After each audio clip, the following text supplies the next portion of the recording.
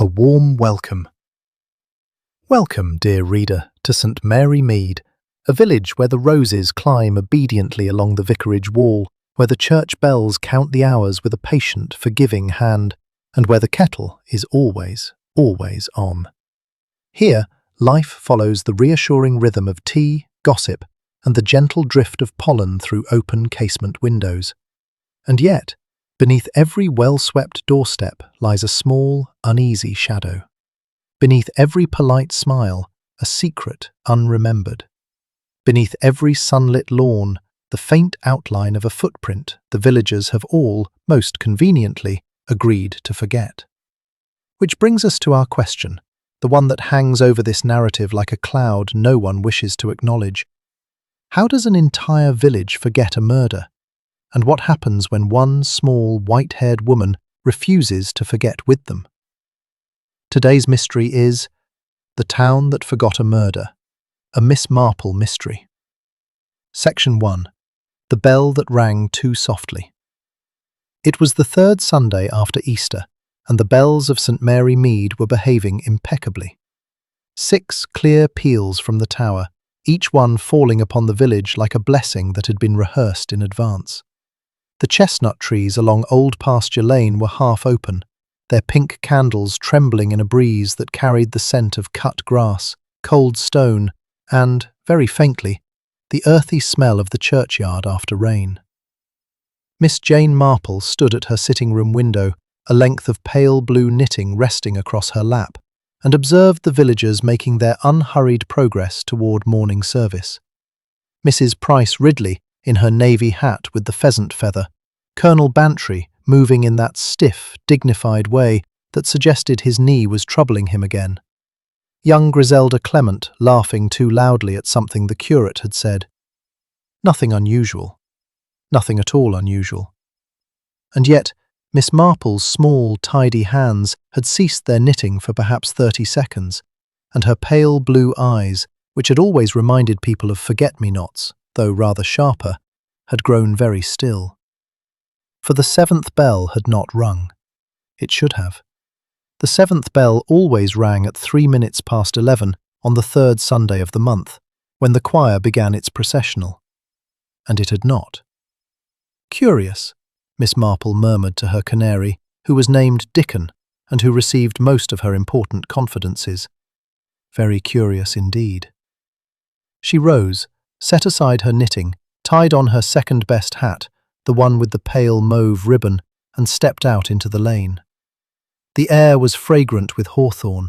A blackbird sang somewhere behind the vicarage wall, and Miss Marple, walking with that particular unhurried gait which had deceived a great many wicked persons over the years, made her way toward the church.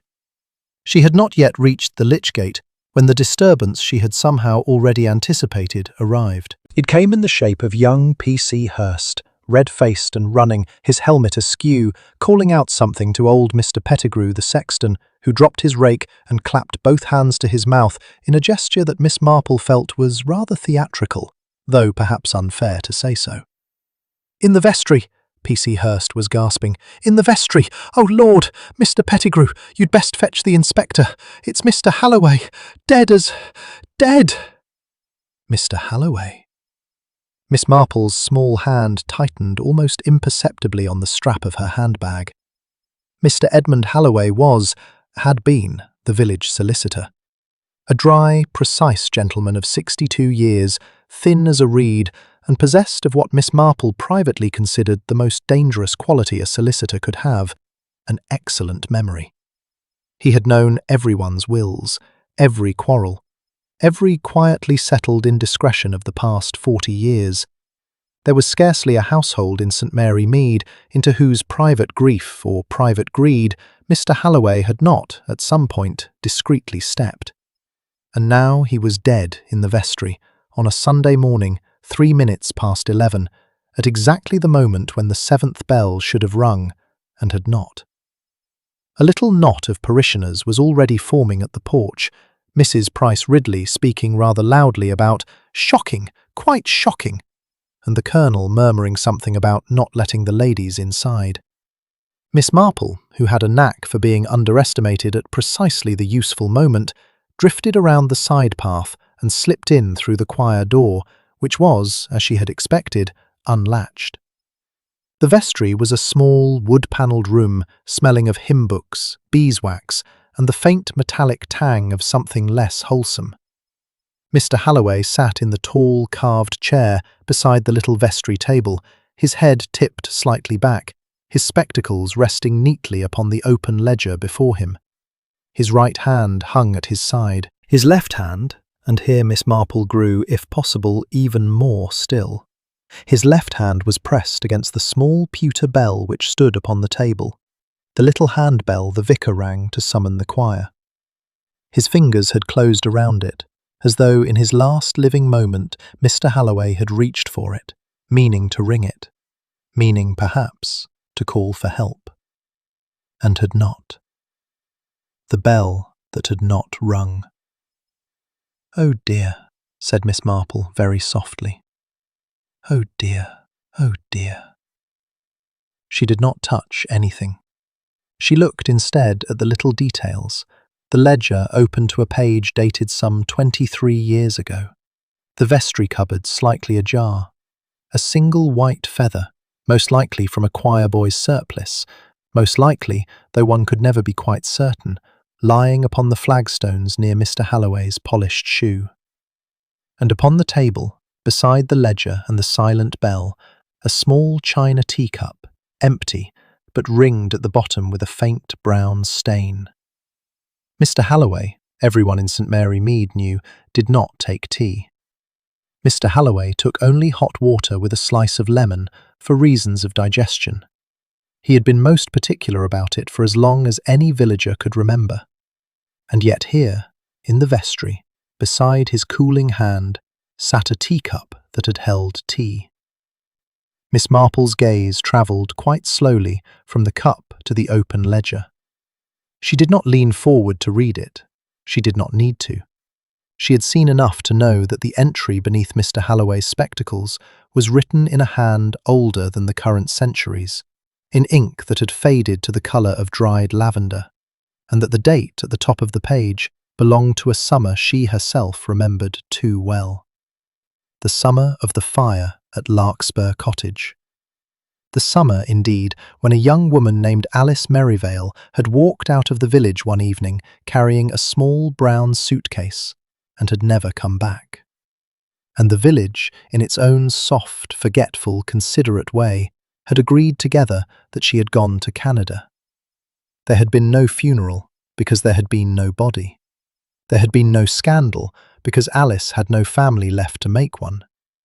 There had, at the time, been only a quiet remark from Miss Marple to the then vicar that Canada was a very long way to walk carrying only a small brown suitcase. Behind her, footsteps.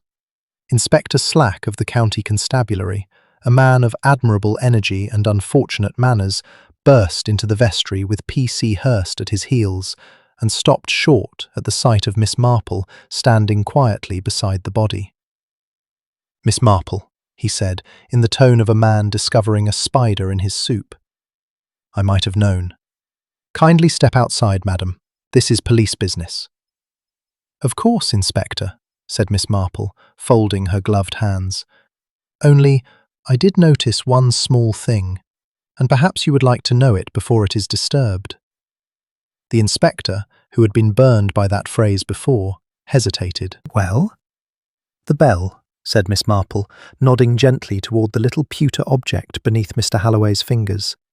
"It should have rung this morning at 11:03, and it did not." She paused, looking down at the dead solicitor with an expression of grave, almost maternal sorrow. "I think Mr. Halloway meant to ring it, Inspector. I think he meant to tell us something, and someone did not wish him to." The inspector snorted. "The man had a bad heart, Miss Marple. Dr. Haydock said so for years." "Oh yes," said Miss Marple. "I am sure he had a bad heart.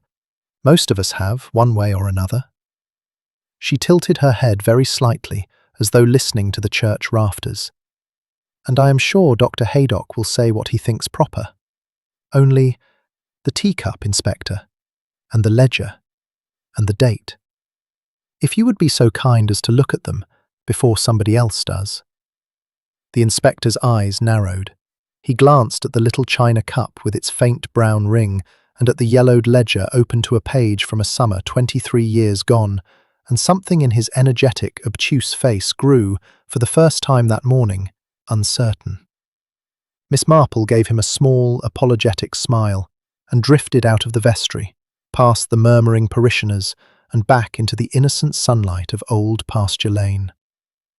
The chestnut candles trembled, the blackbirds sang, and somewhere beneath the surface of St. Mary Mead, beneath the roses and the tea trays and the well-swept doorsteps, a very old shadow, 23 years long, began to lengthen.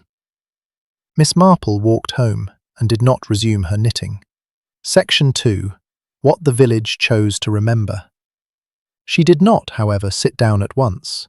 She stood in her small sitting room for perhaps a minute and a half, still in her hat, one gloved hand resting on the back of her armchair, and let the shape of what she had seen settle inside her, the way one lets tea settle before pouring. The teacup, the ledger, the little pewter bell held so tightly it had marked the pad of Mr. Halloway's thumb. And beneath all of it, older than any of it, the faint outline of a name the village had spent 23 years unlearning. Alice Merivale. She said the name aloud, just once, in the empty room, and Dickon the canary put his small yellow head to one side as though he too remembered. Then Miss Marple untied her hat, laid it neatly on the hall table, and put the kettle on. Because if there was one thing she had learned in a long and observant life, it was that a village which had been startled would presently come to her door. Not all at once, not by arrangement, but one by one, on this pretext or that, they would arrive to talk about the weather and to speak, obliquely and at length, of what they could not stop thinking about. And when they did, Miss Marple intended to listen. The first to come was Mrs. Price Ridley, at 20 minutes past 12, ostensibly to return a book on rose pruning which she had borrowed 3 weeks earlier and had, quite plainly, not opened. "Such a dreadful thing," she said, settling herself on the sofa with a small, pleased shudder. "Such a truly dreadful thing. Poor Mr. Halloway. Though I did always say his colour was not what it ought to be." "Did you, dear?" said Miss Marple, pouring. "Oh, always. Grey about the temples. And you know he never touched a proper meal. I do believe it was his heart in the end. Dr. Haydock has been saying so for years." "Yes," said Miss Marple mildly. "I have heard him say so. And in the vestry, too. So distressing. Though, of course," Mrs. Price Ridley added, with the delicate air of one delivering a confidence she had already delivered to 3 other households, "I am told he had been receiving letters, anonymous letters. Mrs. Bantry's kitchen maid had it from the postboy." "Anonymous letters," Miss Marple repeated, as though sampling the phrase. "Dear me, how very trying." "One does wonder," said Mrs. Price Ridley, sipping, "whether some of the newcomers might not be at the bottom of it. That young Mr. Dane at the mill, or the artist person at Larkspur, Mr. Whitby, is it? Always painting. One never knows what such persons are truly about." Larkspur. Miss Marple's small hand did not tremble on the teapot, but she was, quite distinctly, aware of the word. Larkspur Cottage, where the fire had been. Larkspur Cottage, into which a new tenant had moved, some 18 months ago, a Mr. Julian Whitby, painter, said to be reclusive, said to keep his lamps burning until 3 in the morning, said, above all, to have taken the cottage at a rent so low it had raised eyebrows all the way to Much Benham. "An artist," Miss Marple murmured. "Yes, so I have heard." Mrs. Price Ridley stayed 40 minutes and produced during that time 3 separate theories. That Mr. Halloway had died of shock upon reading a threatening letter, that he had died of poison administered by a disgruntled client, and that he had died, most dramatically, of a broken heart occasioned by an unhappy romance in his youth, of which Mrs. Price Ridley was certain, though she could produce, when pressed, no evidence whatsoever. She was succeeded by Miss Hartnell, who came to borrow salt, and stayed to explain that Mr. Halloway had unquestionably been murdered by one of those gypsies camped at Marsh Bottom. Miss Hartnell was succeeded by Griselda Clement, the vicar's young wife, who arrived breathless and rather too bright about the eyes, and spoke a great deal about how upset Leonard was, and how Mr. Halloway had been at the vicarage only the previous Thursday, going over some parish paperwork, and had seemed perfectly well, perfectly cheerful.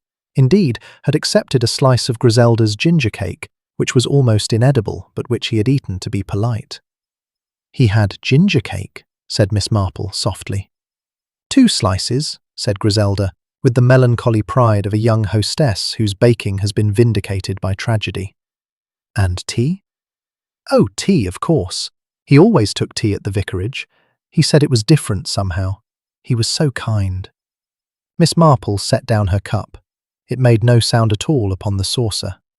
Mr. Halloway, who took only hot water with lemon for reasons of digestion, had accepted 2 slices of ginger cake and 2 cups of tea at the vicarage 4 days before his death.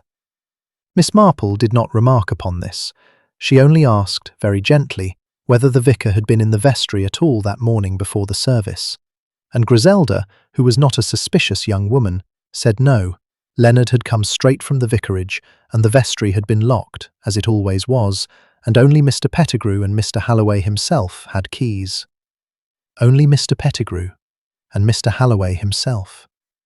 Miss Marple filed this away with the neatness of a woman who had, in the course of her life, filed a great many small, damning things away, and offered Griselda another biscuit. By 4 o'clock, when the village had exhausted its first supply of theories and returned home to compose the second, Miss Marple was in possession of a curious and, to her, extremely useful collection of contradictions. The village agreed that Mr. Halloway had died of his bad heart. The village also agreed that he had been receiving anonymous letters, that a gypsy had done it, that a newcomer had done it, that no one had done it, that it was a most natural death, and that it was almost certainly foul play. The village agreed, in short, on everything and on nothing, in the comfortable manner of a village that did not, in its heart, wish to look at the thing too closely. And beneath all this agreement, Miss Marple detected a second, older layer. Every visitor, without exception, had at some point mentioned Larkspur Cottage. Every visitor had spoken of the artist Mr. Whitby, always with that peculiar over-brightness with which villagers speak of a subject they secretly find uncomfortable.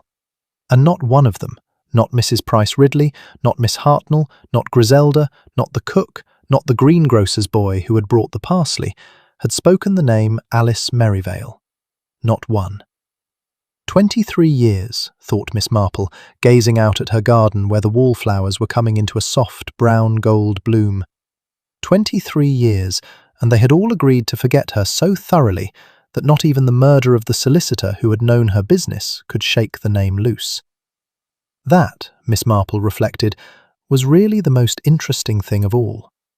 Dickon the canary, who had heard the day's visitors come and go with the impartial attentiveness of a small yellow oracle, put his head to one side and regarded his mistress. Miss Marple returned the look. It was not, she thought, a village that had forgotten by accident. Villages did not forget by accident. Villages forgot, when they forgot at all, because it was more comfortable to forget, and because someone, some quiet person, sitting in a pew near the back, had made it, in 100 small ways, easier to forget than to remember. She rose, put another kettle on for herself alone this time, and drew from a small locked drawer in her bureau a very old notebook, bound in green calico, its pages yellowed at the edges. She had begun it in the year of the fire at Larkspur, and she had added to it perhaps 6 times since, in her small, neat, patient hand. On a fresh page she wrote, in ink the colour of dried violets, 3rd Sunday after Easter. Mr. Halloway in the vestry. Teacup, ledger open to summer of the fire. Bell held but not rung. And no one has spoken her name. She closed the notebook. Outside, a blackbird was singing again, the same blackbird perhaps, or perhaps another. From the direction of the church came the low, respectful murmur of the last of the parishioners still lingering, unwilling to go home. Miss Marple looked toward the window with a face grown for one unguarded moment, very sad indeed. "Poor Alice," she said quietly. "It has been such a very long time." Section 3. Inspector Slack chooses the obvious. The blackbird was still singing when Inspector Slack came stamping up the garden path at 9:30 the following morning, with the air of a man who had spent the night convincing himself that Miss Marple's remarks in the vestry had been merely the fancies of a well-meaning spinster and had not entirely succeeded. He accepted a chair, refused tea, accepted tea after all, and got briskly to the point. "Dr. Haydock's preliminary view, Miss Marple, is heart failure, aggravated possibly by some sort of upset, but heart failure, nothing sinister." "How very convenient," said Miss Marple, and passed him the sugar. The inspector reddened. "Convenient, madam?" "For the village, Inspector, only for the village. I did not, of course, mean for you." Inspector Slack, who had been about to be offended, discovered that he could not quite tell whether he had been insulted or not, and, being a man of action, decided to press on regardless. "Now, madam, about that teacup, and the ledger. I looked, as you asked. The teacup had contained tea, yes, nothing unusual there, nothing on analysis, at least, so far. The ledger was one of Mr. Halloway's old parish account books, 23 years old, church restoration accounts, nothing more." "Church restoration," Miss Marple repeated softly. "In the summer of the fire at Larkspur Cottage." The inspector stopped his teacup halfway to his mouth. "I beg your pardon?" "The fire, Inspector. You will not remember it, of course. You were a young constable in Much Benham at the time, and it was considered at the time quite a small affair. Larkspur Cottage burned in the early hours of a July morning in Nantes 23 years ago. It was the home of a young woman named Alice Merivale. She was thought to have escaped and to have gone to Canada." "Thought?" "Thought," said Miss Marple. The inspector, whose energetic and obtuse mind was nonetheless not incapable of taking a hint, put down his cup. "And you believe, Miss Marple, that Mr. Halloway's ledger was opened yesterday morning to a page from that summer, yes. I do not, of course, know why. But Mr. Halloway was a careful man. He did not open old books at random, and he did not, Inspector, take tea. Yet there was a teacup at his elbow." Inspector Slack considered this in silence for perhaps 10 seconds. Then, in the tone of a man laying down a card he was rather pleased with, he said, "As it happens, Miss Marple, we do have a person of interest, a newcomer, Mr. Julian Whitby at Larkspur Cottage." "Ah," said Miss Marple, with an expression of very mild interest. "He was seen leaving the church at 10 minutes past 11 yesterday morning. He was not, I understand, at the service. He gave no adequate explanation. He is reticent about his movements, and he has, I am informed, been in correspondence with Mr. Halloway for some months on the subject of the tenancy of Larkspur Cottage, of which Mr. Halloway held the freehold." "Did he indeed?" said Miss Marple. "He did, and I am told there had been words between them. The gardener at the vicarage heard raised voices from Mr. Halloway's office window not a fortnight ago." "How very unfortunate." The inspector permitted himself a small, dry smile. "I shall be interviewing Mr. Whitby this morning." "Of course, Inspector. Only, you will forgive an old woman for saying so. I hope you will not question him too roughly. He is, I gather, a nervous young man. And nervous young men do sometimes say very foolish things when frightened. Things which are perfectly true and perfectly damning, and yet mean nothing at all. I have interviewed nervous persons before, Miss Marple." "Oh, I am sure you have," said Miss Marple, with a smile which contained no comfort whatsoever, and refilled his cup. When the inspector had gone, she stood for some time at her front gate, watching a robin dispute possession of a fence post with a sparrow. The robin, being smaller and possessed of a fiercer will, won. It usually did. Miss Marple noted this without surprise. The world was, on the whole, arranged so that the fiercer will prevailed, provided that will took the trouble to disguise itself as something small and harmless. Miss Marple sat down a moment upon a low stone at the churchyard corner and gathered her thoughts. It was, she thought, always the same shape in these affairs. The village produced a comfortable death, the police produced a comfortable suspect, and between them the truth was tidied out of sight like a soiled napkin. Only she, and, in her way, poor Griselda, appeared minded to leave it upon the table. She tied on her hat, her second-best hat again, and she went out, not toward Larkspur, which would have been indiscreet, but toward the vicarage, where the Reverend Leonard Clement kept a great many parish records in a cupboard which Miss Marple had, over the years, come to know almost as well as her own linen press. Griselda was in the garden, pretending to prune roses and, in fact, reading a detective novel behind the fuchsia bush. "Oh, Miss Marple, do come in. Leonard's out at the diocesan meeting till 4, but I have made an absolutely disastrous cake, and you must have some." "Perhaps a small slice, dear. And I wonder, since you have so kindly offered, whether I might just glance for a moment at the old parish register, the one for—" Miss Marple made a small gesture, as though at some quite trivial matter. "For the summer of the Larkspur fire." Griselda's bright eyes went, very briefly, still. "Oh," she said. "Oh, yes, of course. Only, Leonard said, only last week, Mr. Halloway had had it out. He came for it. He kept it for nearly a fortnight.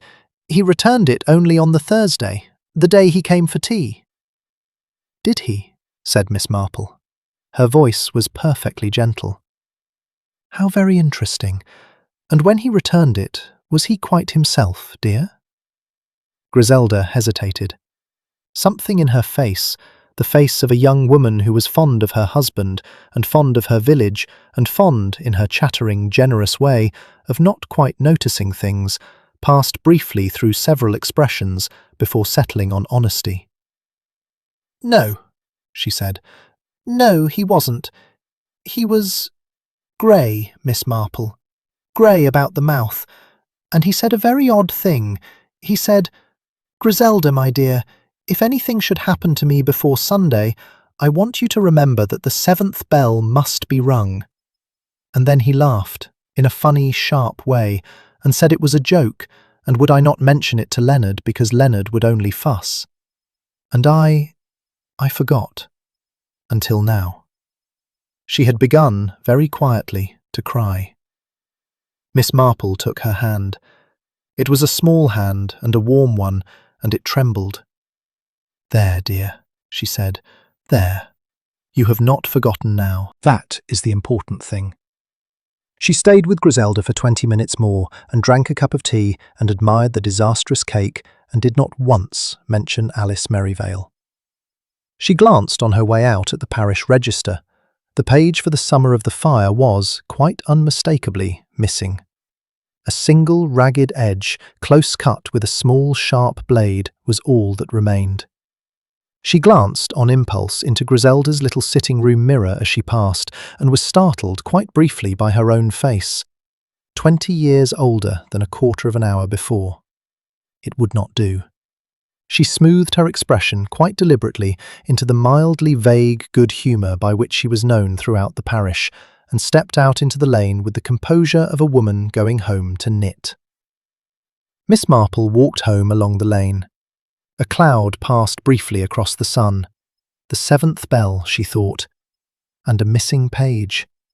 And a solicitor grey about the mouth who had known Griselda well enough to entrust her with a message, and not well enough to know that she would forget it until too late. Somebody, she thought, had been very clever. Somebody, indeed, had been clever for 23 years. Section 4. The Painter at Larkspur. The cloud thickened as she walked, and by the time she reached her own front gate, a fine, indecisive rain had begun to fall, the sort of rain that does not commit itself to being weather. Miss Marple did not go indoors. She stood a moment, considering, and then turned instead down the narrow footpath that led past the churchyard, over the stile, and out toward the far end of the village, where Larkspur Cottage stood by itself in a tangle of unpruned hedge. She had, she reflected, no particular reason to call upon Mr. Julian Whitby. She had every particular reason, and in the delicate art of village visiting, the two were often indistinguishable. Larkspur Cottage was smaller than memory had made it, and older. The new tenant had done little to it. The roof sagged gently at one end. The little front garden was a riot of self-sewn foxgloves and nettles, and in the doorway, when she knocked, stood a tall, thin young man of perhaps 32, with paint on his knuckles and something haunted about his eyes. "Miss Marple," he said before she had introduced herself. "Yes, I have heard of you. Please come in." He said it in the tone of a man who had been expecting all morning someone rather worse. The interior was startling. Every wall bore canvases in various stages of ruin or completion, landscapes mostly, of the marshland beyond the village, painted in the pale greens and greys of a country that had never quite been dry. But over the small fireplace hung a single portrait, unfinished, of a young woman with fair hair and a grave, direct gaze. She was not a woman Miss Marple recognised, and yet... "My mother," said Julian Whitby, following her eye. "She died last year. I've been trying to finish her portrait from a photograph. It is not going well." "I am so sorry," said Miss Marple. "Yes," he said, and did not elaborate. He offered her tea. She accepted and watched him make it, his hands, she noted, not quite steady.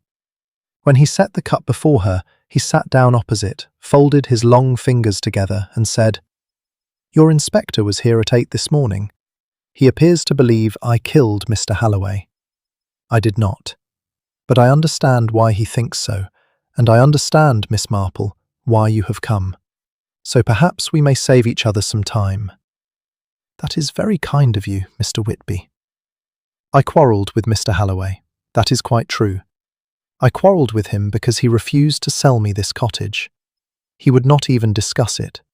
He would not even name a price. He said in so many words that Larkspur Cottage was not for sale to me, would never be for sale to me, and that I should be well advised to give up the notion at once. He was quite civil about it, but he was very firm, and I lost my temper. I said some things I regret." "Why did you wish so particularly to buy this cottage, Mr. Whitby?" There was a small silence. "Because," he said at last, "my mother was born in it, and I promised her, before she died, that I would try to buy it back for her sake." Miss Marple set down her cup very carefully. "Your mother," she said. "Might I ask her name, Mr. Whitby?" He looked at her a long moment. The rain tapped politely at the window. Somewhere in the tangle of foxgloves, a wren was singing. "Her married name was Whitby," he said. "Her maiden name, the name she was born with, in this cottage, was Merivale. Alice Merivale." Miss Marple did not move, or perhaps she moved so very slightly that only she was aware of it. A small, deep breath drawn in, held, released. In the pale grey light of the rain-soaked window, the unfinished portrait of the fair-haired young woman gazed down at her, grave and direct, and Miss Marple understood at last whom she had been looking at. Alice Merivale had not gone to Canada. Alice Merivale had escaped from the fire. Alice Merivale had lived and married and borne a son and died last year, and had sent, or rather her son had come, home. "Mr. Whitby," said Miss Marple very gently, "did your mother ever tell you what happened at Larkspur Cottage on the night of the fire?" "Yes," he said. His voice had gone almost inaudible. "She told me on her last afternoon. She told me the whole of it. And she made me promise 2 things: to buy back the cottage if I could, and to say nothing to anyone in St. Mary Mead, nothing at all, until Mr. Halloway was dead." "Until Mr. Halloway was dead," Miss Marple repeated. She said he was the only one left who would understand. She said he had been kind to her in his way, and that he had protected her in his way, and that so long as he was alive, I was not to trouble him. but that when he was gone, I might, if I wished, tell the truth at last. He looked up. He is gone, Miss Marple. Somebody has seen to that, and I did not do it. I swear before God, I did not do it. Miss Marple considered him for a long time. She considered the paint on his knuckles, and the tremor in his hands, and the unfinished portrait, and the grave, direct gaze of a dead woman she had once known slightly, and had never, until this moment, understood. "I do not think you did, Mr. Whitby," she said at last. "But I very much fear the inspector will, and there is very little time. So tell me now, quickly and in your own words, everything your mother told you about that summer. Everything, even the parts that shame her, especially those." He drew a long breath, and in the small, damp sitting room of Larkspur Cottage, with the rain thickening at the window and Alice Merivale looking down from the wall, Julian Whitby began, at last, to speak. He told her then of the summer of 1903, when Alice had been 19 and orphaned and living alone at Larkspur, and had made the great mistake of falling in love with a young man whom the village had considered above her station, a young man of good family, whose people had disapproved, whose people had made it very plain that no marriage would be permitted, whose people indeed had preferred any solution to a marriage. He told her of a promise given and a promise broken, of a child that had begun and had not been permitted to continue, of Alice's slow, dazed months of grief afterwards, and of the July night when a lamp had been overturned, or so the young man had said, and Larkspur Cottage had gone up in flames. She woke, Julian said in a voice quite dry, to smoke, and to his hand, my mother said, upon her mouth. He had come in the night. He had brought the lamp. He had, she believed always, that he had meant her to die in it, so that there should be, in a manner of speaking, no more Alice Merivale for his people to disapprove of. But she escaped. She escaped through the scullery window. She was burned along the arm. She walked as far as the Marsh Road, and there she was found, by Mr. Halloway, who was, my mother said, driving home late from Much Benham. He took her to his own house. He hid her. He sent her, by degrees and in secret, to a cousin of his in Yorkshire. He gave out that she had gone to Canada, and in return, Miss Marple, she promised him she would never come back. Never. Not while any of them still lived in St. Mary Mead. "Any of them," said Miss Marple. "Any of whom, Mr. Whitby?" He shook his head. She would never name him, not to me, not even at the end. She said the name was a curse, and she would not put it on her son's tongue. Miss Marple rose. The rain had stopped. A thin ribbon of light lay across the unfinished portrait, and Alice's grave, direct gaze seemed for a moment almost to smile. "Thank you, Mr. Whitby," she said. "You have been very brave." He half rose too. "Miss Marple, what shall I do?" "You shall do nothing," she said, tying her hat strings with small, decided fingers. "You shall paint. You shall stay indoors. You shall not, on any account, speak to Inspector Slack again until I have spoken to you. There is somebody in this village who has waited 23 years for Mr. Halloway to die, and who will not, I think, hesitate to hurry a second inconvenient person along the same path. Do you understand me?" He understood her. She saw that he did. She left him standing in the doorway of Larkspur Cottage, with the foxgloves nodding at his knees and his mother watching from the wall. And she walked back through the wet lane towards St. Mary Mead, with a face that had gone, quite suddenly, 20 years older. Section 5. The Feather and the Photograph. By the time she reached her own gate, the sun had come out again, in that pale, apologetic way of English April, and Miss Marple was already turning over in her mind the shape of the thing. A young man of good family. In 1903. In St. Mary Mead. Whose people had preferred any solution to a marriage. There were, she thought, not so very many candidates. The village in 1903 had contained perhaps a dozen households of what her mother would have called good family. Of those dozen, 3 had contained a son of the right age. Of those 3, 1 had emigrated to Kenya in 1908 and died there. 1 had been killed in the war. And one was still alive and living in the very largest house in the parish, and had been in the vestry that morning, most respectably, at 11:03. Colonel Bantry. Miss Marple sat down rather abruptly on the little bench by her gate, and for perhaps a full minute did nothing at all. Then she went indoors and made herself a fresh cup of tea, and reminded herself, quite sternly, that she was not to leap.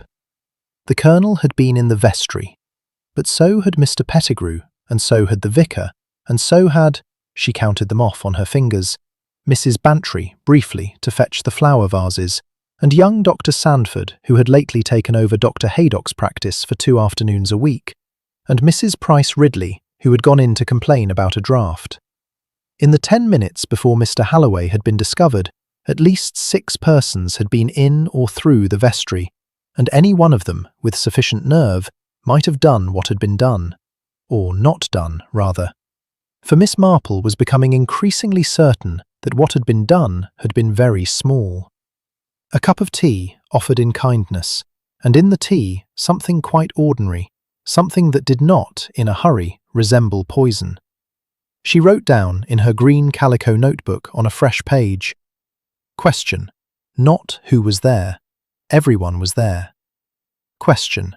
Who had reason to fear the ledger, and who had reason to know Mr. Halloway would open it that morning? And beneath it, in a still smaller hand, Question. What became of the missing page? She was interrupted at that moment by a knock at her back door. It was Mrs. Bantry, in tweed and a very worried expression, come round the garden way. Jane, dear, I must speak to you. Arthur has been so odd since yesterday. He barely slept. He was up in his study at 3 in the morning burning papers. Papers, Jane. He is not a man who burns papers. Sit down, Dolly. Mrs. Bantry sat. She was a stout, good-hearted, slightly untidy woman who had loved her husband for 40 years without ever quite understanding him, and who now, for the first time in Miss Marple's memory of her, looked frightened. He was fond of Halloway, Jane. Truly he was. They played chess. And now Halloway is dead and Arthur burns papers. It cannot be.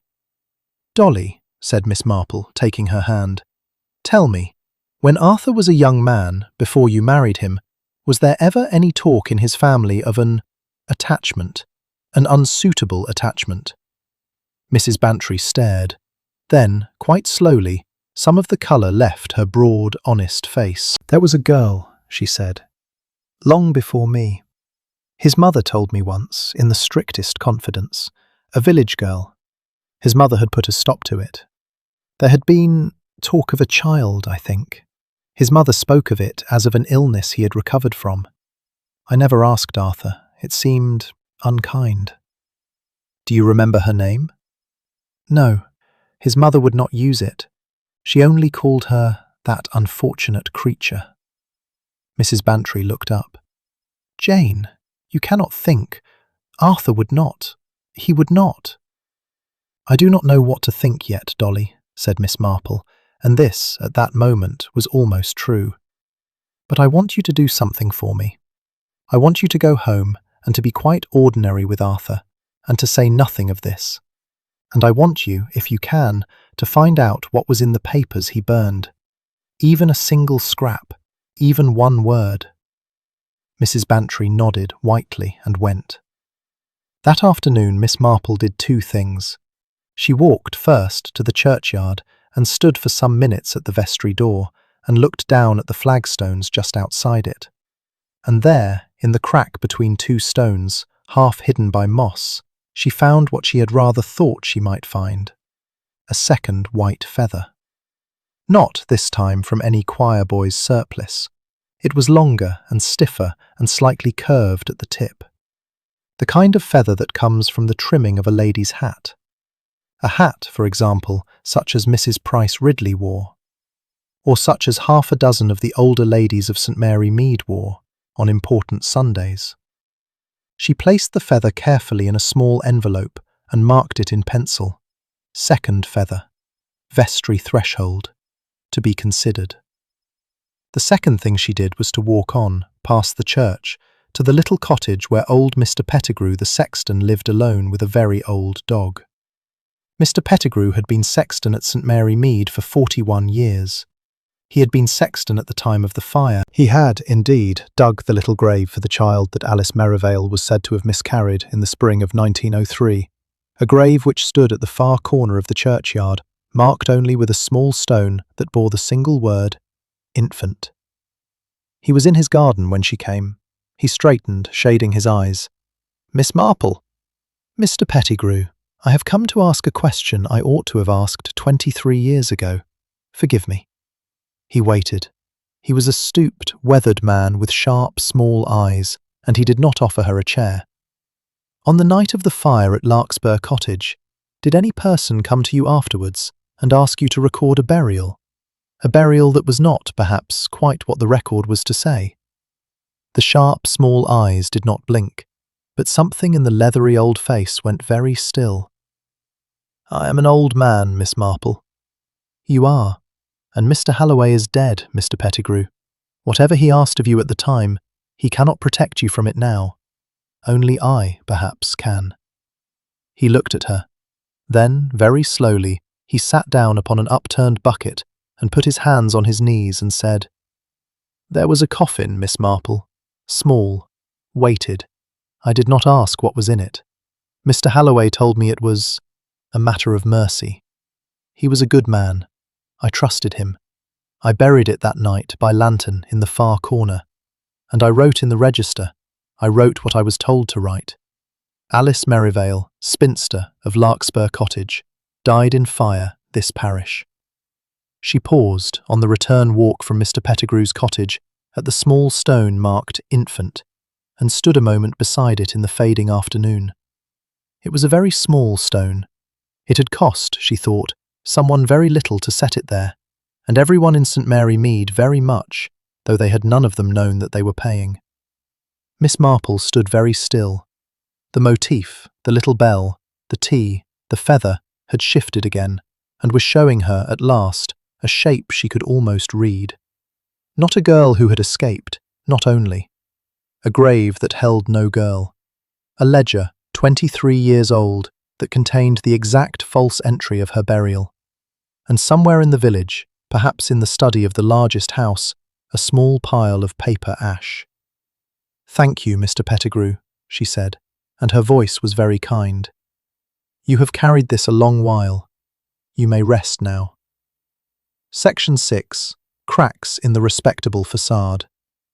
She rested herself briefly on the walk home, on the low wall by the ford where the village children liked to play. The ford was empty at this hour. Only the water ran, sweet and steady, over the pale round stones. Miss Marple sat and watched it, and let her mind sit still beside her. She had, she reflected, arrived at that peculiar and dreadful moment in every case of hers when she began to see the murderer clearly and could not yet prove any of it, and knew that the murderer, in turn, could feel her looking. It was not a moment she enjoyed. It was, in fact, the moment she liked least in the whole of her long, quiet, dangerous career. Because at this moment the murderer would begin to move. She rose. She walked home. And when she reached her front gate, she found Mrs. Bantry sitting on her doorstep, ashen. "Jane, I have it. A scrap. It was under the fender. He had not seen it." She held out a small, singed corner of paper. Miss Marple took it indoors, sat down at her little writing desk and smoothed it under the lamp. Only a fragment of writing remained. 6 words in a young man's hand, in ink so old it had bled brown into the paper, and a date at the top. July 1903. "Cannot marry you. My mother forbids." That was all. Miss Marple laid down the fragment as gently as if it were a butterfly. She looked up at Mrs. Bantry, and Mrs. Bantry looked back, and both women were quiet for a full half-minute. "Oh, Jane," Mrs. Bantry said at last, very softly. "Oh, Arthur." "I do not yet say he did it, Dolly." But the papers. He burned his own letter, Dolly. His own foolish, cowardly 23-year-old letter. That is not of itself murder. It is only shame. A great deal of shame. Enough shame, perhaps, that he might have wished Mr. Halloway had never kept a copy, but not, I think, enough that he would have poisoned Mr. Halloway to prevent Mr. Halloway from producing it. Then who? That, said Miss Marple, is what I do not yet know. But I begin to think, Dolly, that it is not the person who wrote this letter that we want. It is the person who did not want this letter written. It is the person whose whole life was arranged around the destruction of Alice Merivale, and around the destruction, therefore, of anyone who might one day speak her name. Miss Marple gently placed the singed fragment beneath a small square of glass on her writing desk, as one might pin a moth. It was, she reflected, a very sad sort of relic. A young man's fear, written out in a young man's hand, and kept for 23 years by a solicitor who had believed, as solicitors often do, that to keep a thing was, in some fashion, to control it. She was beginning to see, with a clarity she found neither pleasant nor avoidable, that Mr. Halloway had controlled nothing. He had only postponed, and postponement in the affairs of the human heart is not the same as safety. Mrs. Bantry stared. "But Arthur's mother, she is dead, Jane. She has been dead these 15 years. "Yes," said Miss Marple. "His mother is dead, but she was not, I think, the only person to whom the marriage would have been inconvenient." She looked into the fire. "Tell me, Dolly, when you married Arthur in 1906, was there any objection?" "Objection? No. His mother was delighted.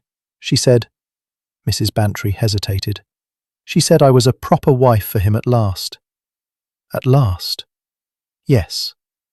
"And who else was pleased, Dolly? Who else in the family?" "Well, his elder sister Charlotte. She was very kind to me. She had lived with the family all her life. She had, you know, been mother's companion. She had never married. She and I became— I suppose she was my closest friend at Gossington in those first years. She died in, 1919, in the influenza." "Did she indeed?" said Miss Marple. Her voice was so soft it scarcely disturbed the air. "Charlotte. Yes, I remember Charlotte. I remember her at the summer fete of 1903. She was standing beside her mother, and she was watching the crowd, and I remember thinking that she was watching one particular person in it, one particular young woman, with an expression I did not, at the time, understand." "Jane, but Charlotte is dead too." "So we have been told." Mrs. Bantry's mouth opened, then closed, then opened again. "Jane, what are you saying?" Miss Marple did not answer at once. She rose, went to her small green notebook, opened it, and turned back through many years of neat, patient entries. She stopped at a page dated the winter of 1919, and read for a moment in silence. "Charlotte Bantry," she said at last, "died at a nursing home in Torquay, of influenza. So the family was informed. So the household mourned. So a small memorial tablet went up in the church. But I remember thinking at the time that it was very strange there had been no funeral in St. Mary Mead. Very strange indeed. And your husband's mother, his mother, who had adored Charlotte, who had leaned on Charlotte for 40 years, did not go to Torquay, was not, indeed, allowed to go. Charlotte's death, I recall, was arranged by the solicitor, by Mr. Halloway." Mrs. Bantry sat down. It was more of a collapse than a sitting. "Are you telling me," she whispered, "that Charlotte is alive?" "I am telling you," said Miss Marple, "that if I were a woman who had, in 1903, arranged, quite quietly, quite efficiently, quite thoroughly, the destruction of my brother's unsuitable love, and if I were a woman who had, over the years, felt the guilt of it settle, and had come at last to a nervous illness of a most inconvenient kind, and if I had a brother whose reputation and whose wife's happiness were more important to me than my own life, then a very tidy solution to a great many problems would be for that woman to be reported dead of influenza in a distant town, in the middle of an epidemic in which no one was too curious, and to live afterwards in seclusion under another name in some quiet corner of the parish where she might still be near her brother and might still, if it should become necessary, protect him. Jane. That is only a hypothesis, Dolly, but it is a hypothesis which explains, do you see, why Mr. Halloway, having protected that secret for so many years, might at last have decided he could not protect it any longer. He was old, he was ill, he knew that Alice's son had come to Larkspur Cottage. He knew that the truth of 1903 was going to come out whether he willed it or not. And he began, I think, to prepare a full accounting. He asked the vicar for the parish register. He took out his old ledger. He meant, this Sunday, to speak. And she stopped him. Someone stopped him, yes. They sat in silence. Outside, the church clock struck 5. "Where is she, Jane?" said Mrs. Bantry at last. "If she is alive, where is she?" Miss Marple looked at her old friend with an expression of great gentleness and great sorrow. "Consider, Dolly," she said. "Who in this village of the right age has lived quietly, alone, and been present in the vestry at 3 minutes past 11 yesterday morning, with a hat that carried a long white feather trimming, and who has, for the past 23 years, complained rather loudly about draughts?" Mrs. Bantry went the colour of old paper. "Mrs. Price Ridley," she whispered. "Not, I think, her real name," said Miss Marple. Section 7. The Second Shock. It was, of all sensations, the smallest that struck Mrs. Bantry hardest. Not fear, not disbelief, only the slow, sinking recognition that she had, for 18 years, sat beside Mrs. Price Ridley on the parish committee, had drunk her tea, had endured her lectures on drafts and on the parish flower fund, and had never once, not for one instant, suspected that the woman was not who she claimed to be. "But Jane," she said in a whisper that was almost a plea, "she came to St. Mary Mead only 15 years ago.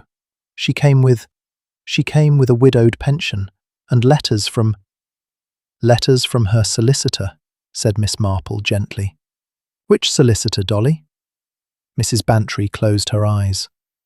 "Halloway. Halloway. Oh, dear God. He arranged everything, you see. He always did. He was a kind man in his way, and a very foolish one in another. He believed, I think, that if he could hide her nearby, he could keep an eye upon her. He could ensure that she did no further harm, and so long as he lived, she did none. She sat at his elbow, quite literally, at every parish meeting.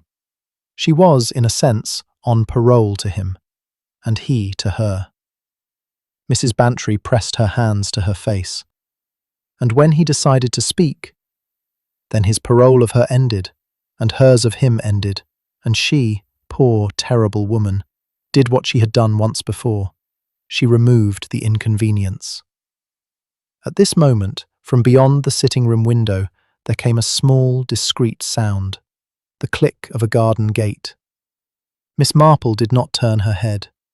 She only reached out, without looking, and laid her hand upon Mrs. Bantry's wrist. "Dolly," she said very softly, "sit quite still. Do not turn. Do not speak. In one moment I shall rise and go to the door, and you will hear whatever passes, and you will say nothing, and remember everything. Do you understand?" Mrs. Bantry, whose eyes had gone wide, nodded. The knock came. Firm, decisive, almost cheerful. Miss Marple rose, smoothed her skirt, and went to open her front door. On the step, in her navy hat with the pheasant feather, stood Mrs. Price Ridley, her cheeks rather high in colour, her gloved hands folded upon a small covered dish. "Dear Miss Marple, I have brought you a little egg custard. In the general upset of yesterday, I felt sure you would not have thought of your own supper. May I step in? Only for a moment." "How very thoughtful," said Miss Marple. "Do come in." She led the woman into the parlour, where Mrs. Bantry was suddenly and elaborately admiring a print of Salisbury Cathedral on the wall, and did not turn. "Ah, Mrs. Bantry, I did not realise—" Mrs. Price Ridley's voice paused, quite fractionally. But of course, two heads are better than one in these dreadful times. She set the covered dish upon the little table. I have been so distressed, Miss Marple, so very distressed. I hear the inspector is now speaking to Mr. Whitby again. It seems there is fresh evidence. Fresh evidence? Said Miss Marple politely. Yes, a witness has come forward. Old Mrs. Gregg, the char at the vicarage. She saw Mr. Whitby leaving the vestry not by the porch but by the choir door at 11:10 yesterday, carrying, she said, a small bottle. I thought you would wish to know. How very kind of you to tell me. Miss Marple did not immediately reply. She was looking, with an air of very mild curiosity, at Mrs. Price Ridley's gloves. They were of grey suede and had been very well kept for many years, and upon the left thumb, quite fresh, quite small, there was a faint, dark, oval mark, of the kind a person might make if she had, in a moment of some agitation, pressed her thumb against the rim of a hot little pewter bell. It was scarcely a stain. It was scarcely anything. But Miss Marple, whose eyes had spent 70 years learning to notice what other eyes agreed to overlook, noticed it, and filed it away beside the feather and the teacup and the missing page, and permitted her mouth to remain composed. Not at all, not at all. One must help the authorities. Indeed one must. Do sit down, Mrs. Price Ridley. I shall put the kettle on, and you must try a little of your own custard with me. I am sure it is quite delicious, and I have not eaten today. There was, only for a fraction of a second, the smallest pause. Then Mrs. Price Ridley smiled. It was a very white smile. My dear Miss Marple, I never eat sweet things in the afternoon. My digestion, you know. But do, please, I made it particularly for you. Miss Marple looked at the covered dish. She looked at Mrs. Price Ridley. She smiled herself, a smile which had, in the course of Miss Marple's long life, disarmed archbishops. Then perhaps, she said, you would allow me to keep it for my supper. I am so looking forward to it. It is such a comfort, is it not, to be looked after in these unhappy days. She lifted the dish and placed it, without haste, upon the sideboard. How is your neuralgia, Mrs. Price Ridley? My neuralgia? Oh, very trying, yes, trying. You must take care. The draughts in the vestry yesterday were shocking, quite shocking. I felt them myself when I stepped in. Mrs. Price Ridley's hand went, quite involuntarily, to the pheasant feather at her hat. You stepped in, she said. Only for a moment, before the inspector arrived, only long enough to see the little pewter bell in Mr. Halloway's hand, and the ledger open before him, and the teacup at his elbow. Miss Marple's voice was as gentle as rain. And a feather, Mrs. Price Ridley, a long white feather from a lady's hat, just outside the door. The silence that followed was not long, perhaps 4 seconds, but it had a texture of its own, in which one heard the ticking of Miss Marple's clock and the far-off call of a rook, and very faintly the sound of Mrs. Price Ridley taking one careful breath. Then she laughed. It was a small, brittle, almost girlish laugh, a laugh which did not in any respect belong to a woman in her late 60s. How you do observe things, Miss Marple. Really, it is quite a talent. I have often said so. She rose. But I must not keep you. You will remember the custard? For your supper, it is best fresh. I shall remember it, said Miss Marple. Good afternoon, Mrs. Bantry. Good afternoon, said Mrs. Bantry without turning. Mrs. Price Ridley let herself out. The garden gate clicked.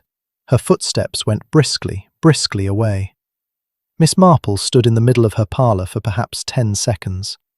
Then she went to the sideboard, lifted the covered dish, carried it into the scullery, and poured its entire contents down the sink. She rinsed the dish twice. She rinsed the sink 3 times. She returned to the parlour. Dolly, she said, we have very little time. She knows I know. She will not, tonight, do the same thing twice. She has more wit than that.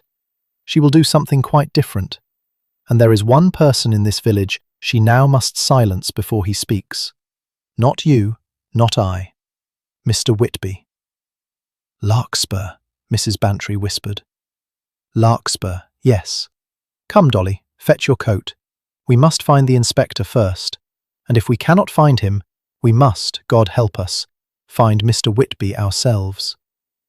The motif at that moment sharpened to its cruelest point.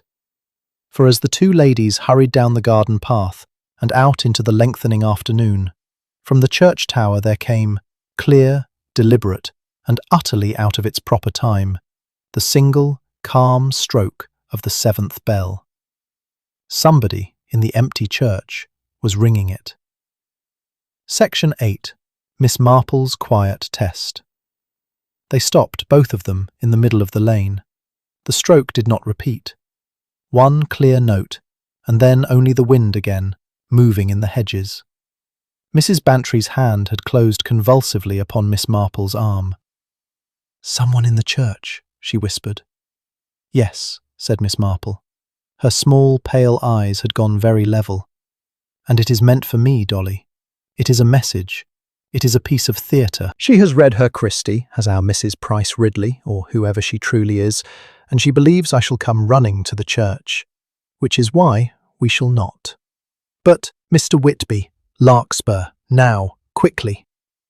They went, not toward the church but away from it, cutting through the churchyard on the far side, past the small stone marked Infant, over the stile, and along the marsh path Miss Marple had walked the previous afternoon. The pale sun had gone thin and cold. A single crow flew low above the hedges, calling. Mrs. Bantry, unaccustomed to such exertion, was very soon out of breath. "Jane, Jane, if she is at the church, how can she reach Larkspur before us?" "She is not at the church, Dolly. That is the point. Someone else is at the church for her. Someone she has arranged. A boy, perhaps. A shilling. Ring the 7th bell at 5:30 and say nothing to anyone. Meanwhile she herself has, I do not doubt, been at Larkspur since 3. Oh, dear God. Save your breath, Dolly. Walk." They came within sight of Larkspur Cottage at 10 minutes to 6. The foxgloves stood black against a sky gone violet, and smoke, thin, apologetic smoke, was rising from the little chimney, which meant only, perhaps, that Mr. Whitby had lit his fire against the evening chill, or it meant, perhaps, something else. Miss Marple did not go to the front door. She went round to the little scullery window at the side. It stood, as it had on the July night of the fire 23 years ago, an inch or two open. The scullery window smelled faintly of mildewed sacking and cold slate. Miss Marple drew Mrs. Bantry down beside her behind the water butt and put one small, decisive finger against her lips.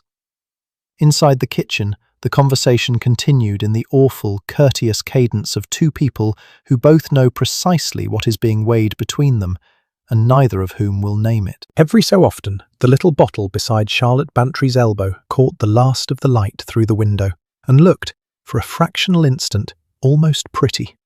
It was, Miss Marple thought, always a small thing. Always a very small thing in a very ordinary cottage on a very ordinary afternoon. That was the whole trick of murder in an English village. The size of it. Inside, quite calmly, Julian Whitby was seated at his kitchen table. Opposite him, upon the second chair, sat Mrs. Price Ridley. Between them stood a teapot, 2 cups, a plate of thin bread and butter, and, beside her elbow, a small, dark bottle. Her gloved hand was resting upon it. "Truly kind of you to call," Julian was saying, in the tone of a young man who had been raised to be polite even under great strain. "But I do not, in fact, take tea in the afternoon." "Oh, but you must, my dear boy. It is the most soothing thing on a raw evening, and I have brought a particular blend. It was your mother's favourite, if you can believe it. When she lived here, when we all knew her, she was so fond of it. I thought it might comfort you." Julian's face went, quite visibly, a shade paler. But he did not, Miss Marple saw with a small, quiet pride, look toward the window. He had heard something. He knew, with the intuition of the hunted, that she was there, and he was buying her time. "That is a very great kindness," he said slowly. Might I first fetch a fresh cup? Mine is chipped." "Do, my dear." He rose. As he passed the sideboard, he reached, with an air of absent-minded casualness, for a small tin of biscuits and knocked it, quite deliberately, to the floor. It fell with a splendid, ringing crash. In the 2 seconds during which Mrs. Price Ridley's head turned toward the noise, Miss Marple pushed the scullery window fully open, reached in, and, with the deft, silent economy of a woman who had spent a lifetime removing overboiled saucepans from stoves without waking sleeping husbands, lifted the little dark bottle from beside Mrs. Price Ridley's elbow, replaced it with an identical little dark bottle from her own reticule, containing only, as it happened, tincture of arnica, and withdrew her hand. Julian, straightening from the biscuit tin, met her eye for one instant through the doorway. He inclined his head very slightly. "So clumsy of me," he said, and returned to the table and sat down and picked up the teapot. "Mrs. Price Ridley, will you take a cup with me?" "I insist. I could not bear to drink alone." "Oh, my dear, you know my digestion." "I insist, dear madam. Your kindness has quite overwhelmed me. Do let me pour for you first." He poured. 2 cups, and with the small, tender ceremony of the perfectly polite host, he tipped into her cup, from what she believed to be her own little dark bottle, 3 careful drops. Mrs. Price Ridley's face went the colour of tallow. I have quite lost my thirst." "Oh, but you must." His voice had gone, very quietly, quite hard. "I insist, Aunt Charlotte." Miss Marple heard the name from the scullery and closed her eyes for one instant in something very like grief. So he had known. All along he had known. His mother had told him at the end, everything, every name. Mrs. Price Ridley, Charlotte Bantry, sat quite still. Her gloved hand trembled upon the cup. She did not lift it. She did not put it down. "How did you know?" she whispered. "My mother told me. She saw you that night, at the window, before he came in. She said the last thing she saw before the smoke took her sight was your face at the scullery window, watching. She said you smiled." He set down the teapot. "She lived 23 years, Aunt Charlotte, remembering that smile. She died remembering it. And I have come home, in the end, only to ask you, why? Why not let her have him? Why not let her live?" There was a very long silence. Then Charlotte Bantry, for it was she, had been she, at every parish tea, at every flower committee, at every Sunday service for 15 quiet years, set down her cup very carefully, without drinking. "Because," she said, in a voice that had gone dry as paper, "he was mine. He was my little brother. I had raised him, I had kept him, and she was going to take him away." Julian looked at her. "Aunt Charlotte," he said gently, "you have poisoned my teapot, have you not?" She did not answer. He lifted the little dark bottle from beside her elbow. He uncorked it. He sniffed it. Then, with a small, tired smile that was almost his mother's, he passed it across the table. "You may keep this, then," he said. "A gift. Miss Marple has been kind enough to leave you something else in its place." The wren in the foxgloves had gone silent. There is a particular hush that falls upon an English cottage garden at the moment a serious thing is happening in the kitchen, as though the birds themselves have consented to withdraw from the scene. Miss Marple had noticed it over the years on more occasions than she wished to number, and she noticed it now. Charlotte Bantry looked, quite slowly, toward the scullery window. Miss Marple stepped, quite quietly, into the doorway. Section 9. The Quiet Assembly of Truth. She did not speak at once. She only came to the kitchen table, drew out the 3rd chair, and sat down between them with the small, tidy sigh of a woman settling to a task she would rather not have had to do. "Charlotte," she said, "my dear, it has been a very long time." Miss Marple set her small, gloved hands upon the deal table between them, and made no move to remove her gloves, and did not lean forward. She had learned, very long ago, that a confession is a fragile thing, an egg one is coaxing along a slope of glass, and that leaning is very often fatal to it. She only rested there, quite still, and waited, and let the ticking of Julian's wall clock, and the small periodic settling of a coal in the grate, and the faint bleat of a sheep from the marshland beyond the window do her work for her. Charlotte Bantry, in the second chair, seemed to grow smaller as the silence lengthened. Not smaller in body, but smaller inside the body, as one who is at last, after very many years, permitted to shrink to her real size. Charlotte Bantry looked at her. There was, in her face, none of the theatricality of Mrs. Price Ridley, none of the pheasant-feathered indignation. There was only, quite bare, the face of a woman of 68 years who had for 2/3 of her life been performing another woman entirely, and who was, at this moment, permitted at last to stop. "You knew," she said. "I knew this afternoon, only this afternoon. It was the feather at first, and then it was your remark about the neuralgia, and then, most of all, it was that you did not correct me when I called you Mrs. Price Ridley, though I had spoken your first name in the same breath. A woman who had truly been Mrs. Price Ridley for 15 years would have heard nothing amiss. You heard. You composed yourself. You went on. It was very well done, Charlotte, but it was done." "And Edmund?" "Mr. Halloway, yes. Tell me, Charlotte, in your own words, only what you can bear to say." Charlotte Bantry looked down at her gloved hands. She spoke without lifting her eyes. "He came to me on the Thursday. He said he had been ill in the night. He said he was old and afraid and could not carry it any longer. He said Alice's boy had come and that it was not right, he said, that the boy should live at Larkspur under a lie he was owed the truth of. He said he meant to speak on Sunday, before the service, to all of us, in the vestry. He said he would give me until Sunday to leave, to go abroad, to save myself. He was kind. He was always kind, even to me. He believed, always, that I was ill, not wicked, ill. He would have let me go. But you did not go. I could not. Where should I have gone? Arthur is here. Arthur has always been here. Arthur is my whole life. He does not know. He has never known.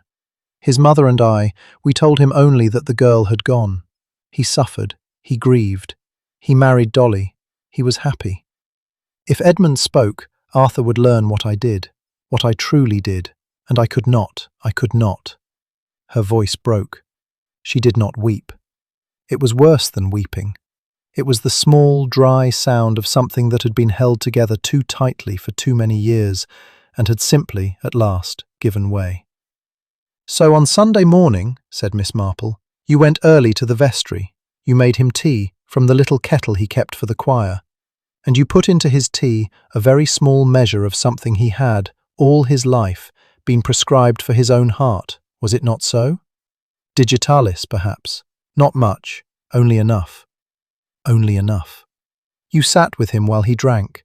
You let him open the old ledger. You watched him read. And when he reached for the little pewter bell, because he had heard the outer door, because he wished to summon help, you laid your hand very gently upon his, and you held it, until the bell did not ring. Yes. And you took, on your way out, the page from the parish register in which the burial of Alice Merivale was falsely recorded, because you feared it would be examined. Yes. You dropped, in your haste, one long white feather at the vestry door, which I found. Yes. Charlotte. Miss Marple's voice was very quiet. Why the 7th bell? Why did you not simply let it ring? Charlotte Bantry lifted her head at last, and in her eyes there was something Miss Marple had not seen in a human face for many years, a look that was not madness and was not sanity, and lay somewhere between them in a country of its own. "Because," she said, "he had told me on the Thursday. He said, 'Charlotte, if my nerve fails me on Sunday, if I cannot say the words, I shall ring the 7th bell 3 times. That will be my sign. It will mean I have chosen truth over kindness, and the village must know.'" She looked down again. "So you see, I could not let it ring, not even once, not even softly. It was not only him I was silencing, it was the sound itself. Miss Marple was quiet for some time. "And Julian?" she said at last. I had not decided about the boy. Truly, I had not. I came only to see whom he resembled, to see if he knew. When I found that he did, she shook her head very slightly. "I brought the bottle out of habit, Miss Marple.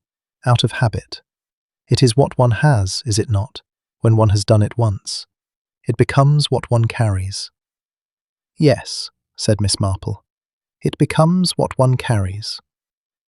There was, in the little kitchen at Larkspur, a silence which felt older than any of them. Julian Whitby sat with his hands folded before him. Mrs. Bantry, for she had come in unnoticed some minutes ago, and was standing in the scullery doorway with her hand pressed to her mouth, did not move. The teapot cooled between them. And upon the wall above the fire, Alice Merivale, in her unfinished portrait, gazed down with her grave, direct gaze. "Charlotte," said Miss Marple, "you have said enough. I am going now to fetch Inspector Slack.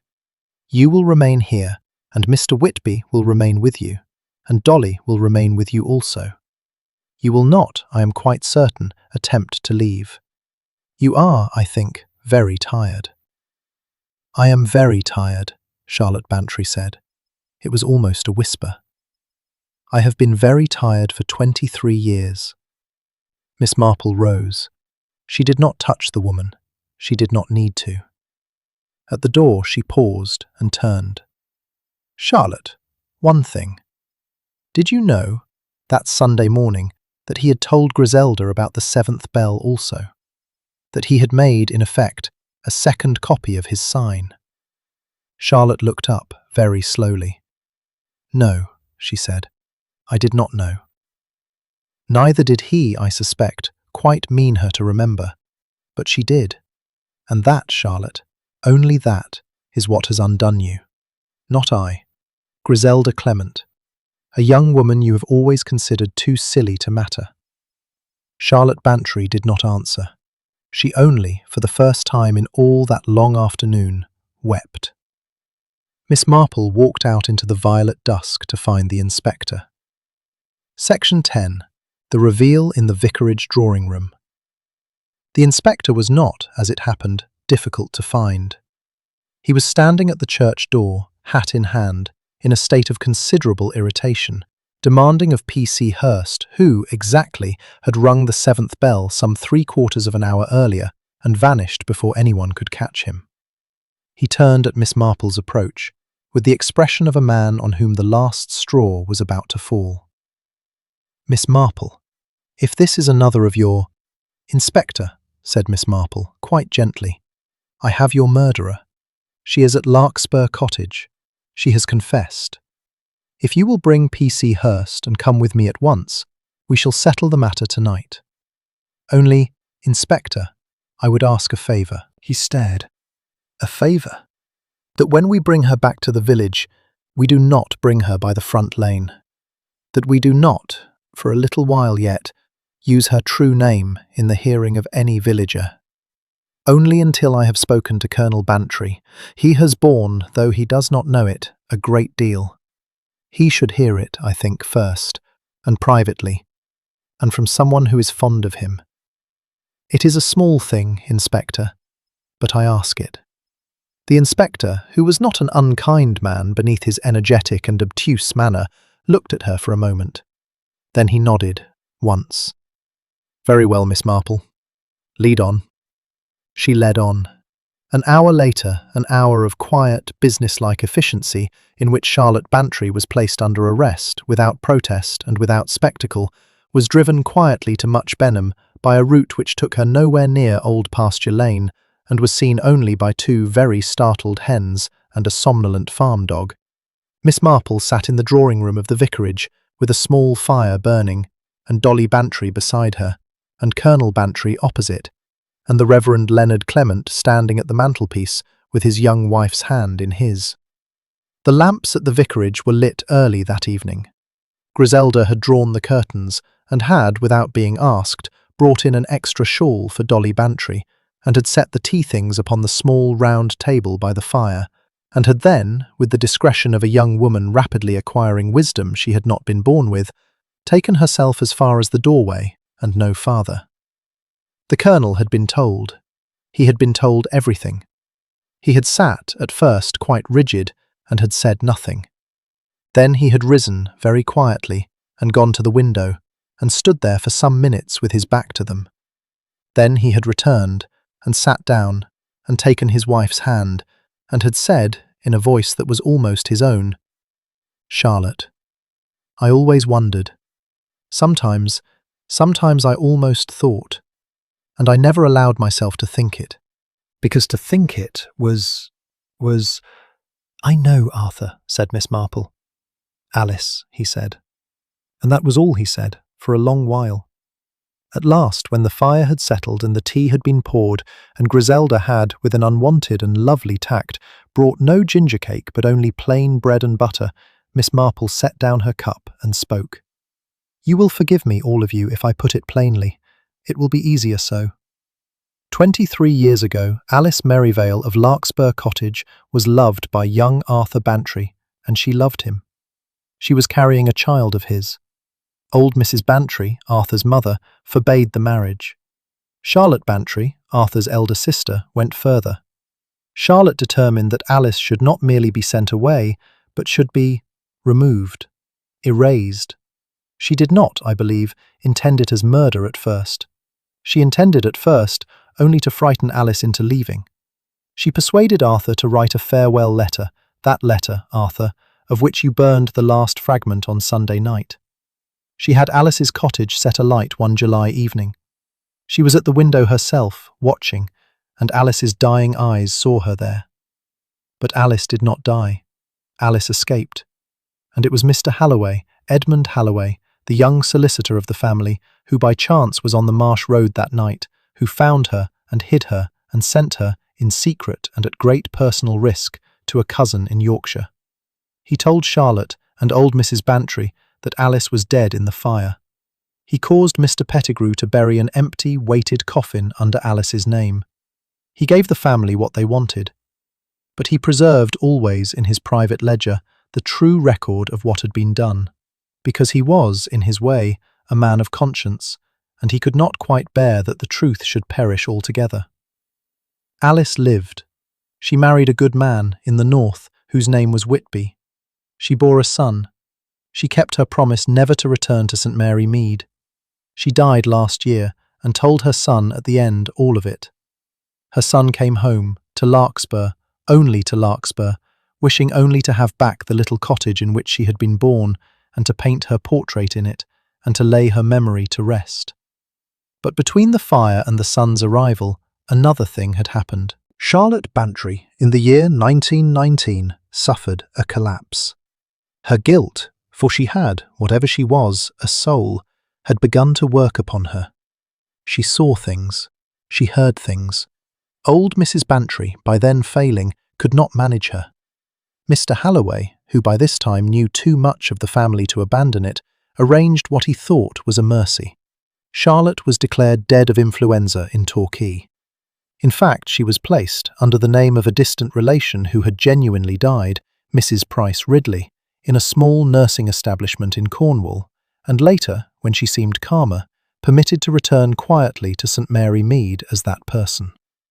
Widow's pension, modest income, a house at the end of the village, and beside her, at every meeting, at every service, the solicitor who alone knew her, watching. For 15 years it held. She lived the life of Mrs. Price Ridley so thoroughly that at last, I believe, she almost was Mrs. Price Ridley. Almost.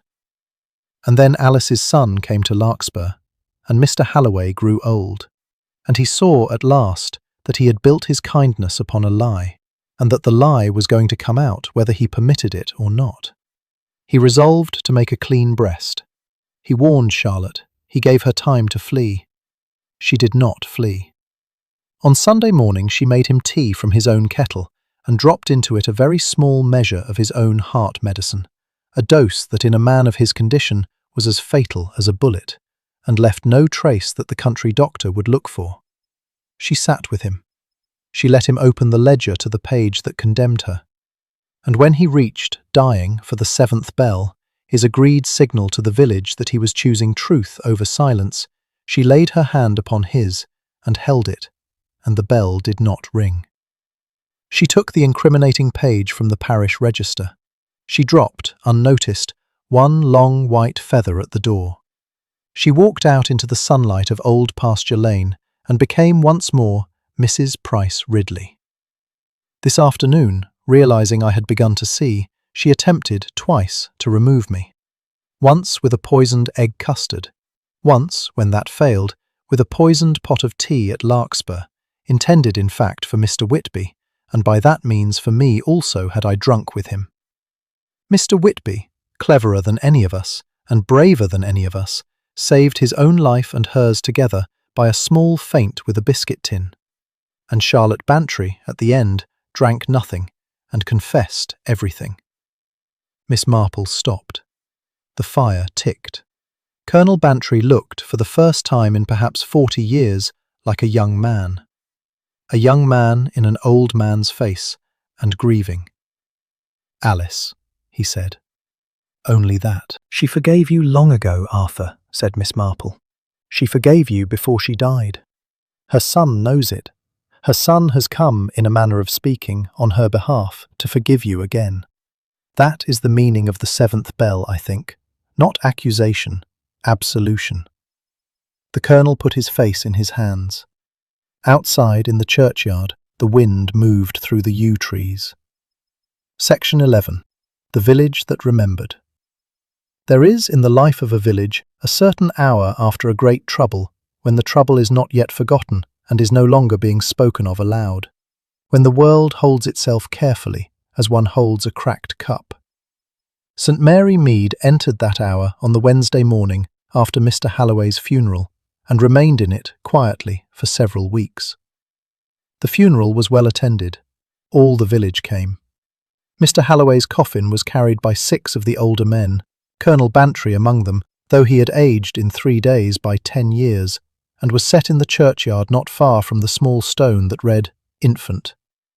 The vicar spoke of him with the plain, unornamented affection that had been Mr. Halloway's true due. The 7th bell was rung, this time, exactly at the appointed moment, and Miss Marple, standing at the back of the church with her gloved hands folded, closed her eyes at the sound of it, and did not open them again until the last note had faded. It was, in its own quiet fashion, the strangest funeral St. Mary Mead had known. Not for what was said, but for what was not. The name Alice Merivale was not spoken from the pulpit. The name Charlotte Bantry was not spoken at all. And yet everyone in the church, from the eldest of the pew-holders down to the smallest of the choir boys, who understood nothing of it save that the grown-ups were unusually gentle with him, knew, in some inarticulate part of themselves, that they were burying more than one solicitor that afternoon. They were burying, at long last, a summer. A July night 23 years gone, which had lain like a stone in the belly of the village, and which was now, at last, being permitted to sink. Charlotte Bantry was tried at Much Benham 3 months later.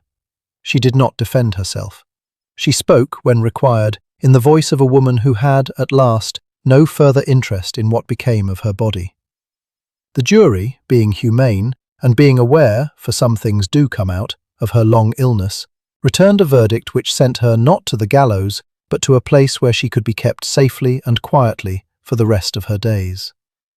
She died there, without protest, in the autumn of the following year. Miss Marple, who had gone once to see her, spoke afterwards of the visit to no one, not even to Dolly Bantry, and would say only that Charlotte, at the end, had asked to be told the exact wording of the inscription upon Alice Merivale's true grave, and that Miss Marple had told her. Alice Merivale's true grave was made in the far corner of the churchyard at St. Mary Mead, beside the little stone that had read "Infant" for 23 years.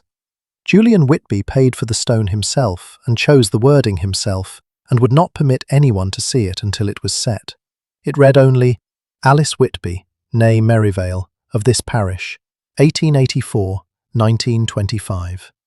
She came home at last. He remained at Larkspur Cottage.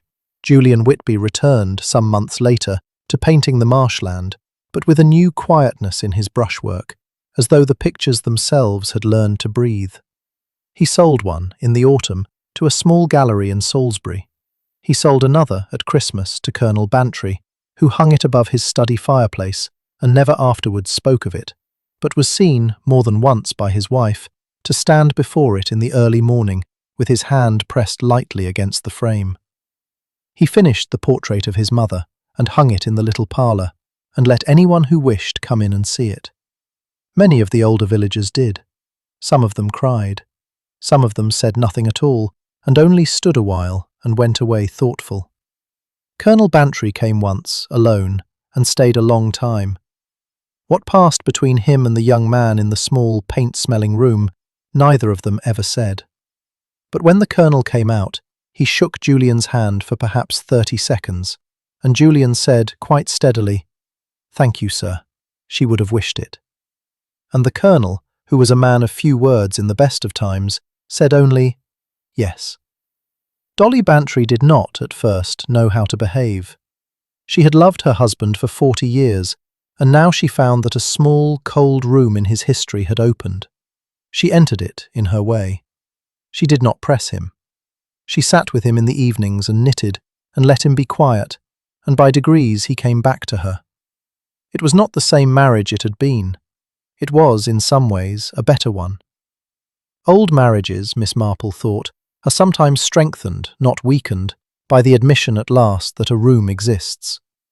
Mrs. Price Ridley's cottage was cleared in due course by the family solicitor from Much Benham. Her hats were given to a charitable bazaar in a distant parish, where they were, presumably, worn by strangers on the heads of strangers, without any particular history attached to them. Nobody in St. Mary Mead ever wore a pheasant feather again. This was not a decision anybody made. It was simply, thereafter, not the fashion. Inspector Slack, who might reasonably have been offended by Miss Marple's part in the affair, and who had, in fact, been so offended for approximately 12 hours, recovered his good humour on being personally commended for the arrest by his chief constable, a commendation which Miss Marple had, quite invisibly, arranged through Colonel Bantry's connections. He called upon her once thereafter, and drank a rather grudging cup of tea, and admitted, on being pressed, that the little matter of the teacup and the bell had been, in retrospect, suggestive. Miss Marple thanked him. He did not visit again for some months, which was, she felt, a proper arrangement. Griselda Clement, whose forgetful memory had in the end undone a murderess, took the matter more seriously than one might have supposed. She stopped for a time laughing so loudly at the curate. She began to keep a small diary. She observed her husband more closely, with an affection which had, in her earlier married life, been mostly assumed. Leonard, who had not before known that he was being observed at all, was much comforted without knowing why. And Miss Marple? Miss Marple resumed her knitting. She fed Dickon. She pruned her roses. She sat on fine evenings at her front gate and watched the villagers make their unhurried way home from evensong, and did not, for a long time, open the green calico notebook. But on a Sunday in June, 7 weeks after the funeral, the third Sunday, in fact, after Whit, she rose from her chair before morning service, put on her second-best hat with the pale mauve ribbon, and walked to the church early. She let herself into the vestry by the choir door. She stood a moment in the little wood-panelled room, empty now of its ledger and its teacup and its dead solicitor, and looked at the small pewter handbell upon the vestry table. She did not lift it. She only reached out one gloved finger and touched it very lightly, so that it made, for one instant, the smallest possible chime. A sound scarcely louder than a moth's wing. Then she withdrew her hand, and stood a moment longer, and murmured, so softly that only the beeswax and the old wood could have heard her. "There, Edmund. There, Alice. The bell has rung. The village has remembered. You may rest now." She left the vestry. The choir came in behind her, in a little chattering procession. The 7th bell rang, at 11:03, exactly as it should. And Miss Marple, sitting in her usual pew with her small, tidy hands folded upon her hymn book, closed her pale blue eyes for one moment and permitted herself, at last, the very smallest of smiles. Outside, the chestnut trees were in full leaf, the blackbirds sang, and the village of St. Mary Mead, which had for 23 years contrived so perfectly to forget a murder, began at last and very quietly to remember one. The end.